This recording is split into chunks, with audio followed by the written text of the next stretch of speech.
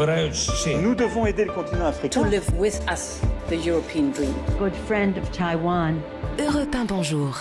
6h52 et c'est l'heure de retrouver la revue de presse internationale d'Europe 1. La revue de presse qui nous emmène d'abord en Inde ce matin. Bonjour Combastin. Bonjour.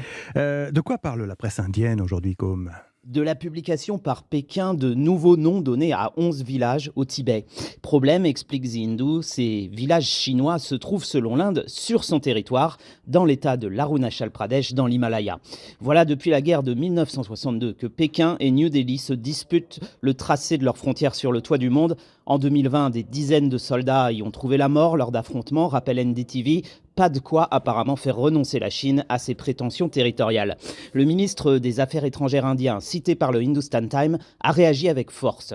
Les tentatives d'attribuer des noms inventés à nos villes ne changent pas le fait qu'elles fassent partie inaliénable de l'Inde.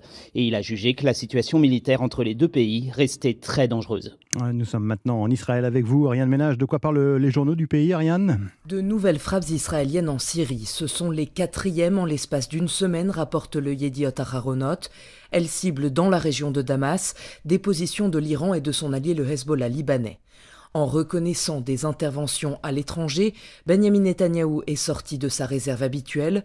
Le Maariv y voit une tentative de restaurer les capacités de dissuasion du pays. Cette vague de frappes en Syrie intervient d'abord après plusieurs incidents dans le nord d'Israël, envois de drones et attaques terroristes. Elle intervient surtout, rappelle à Haaretz, alors que le pays paraît affaibli, secoué par un mouvement de contestation inédit contre les projets du gouvernement. Un mouvement de contestation qui a aussi gagné les rangs de l'armée et de ses plus prestigieuses unités d'élite. Enfin, dernière étape de notre revue de presse internationale, l'Irlande avec vous, Laura Taouchanoff. De quoi parlent les gros titres de la presse aujourd'hui ? Eh bien, la fin de la trêve hivernale, The Examiner y consacre sa une.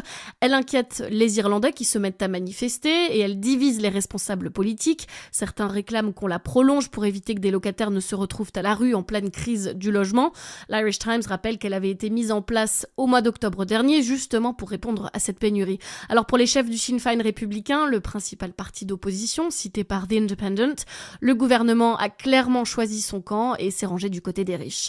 Des agents immobiliers cité par le journal prévoit un tsunami de mise en vente en raison des taxes élevées. La plupart des propriétaires payent 50% d'impôts sur leurs revenus locatifs. Alors avec l'inflation et l'encadrement des loyers, être propriétaire n'est plus aussi rentable. Merci Laura Taouchanoff, merci aussi à tous nos correspondants. Il est 6h54.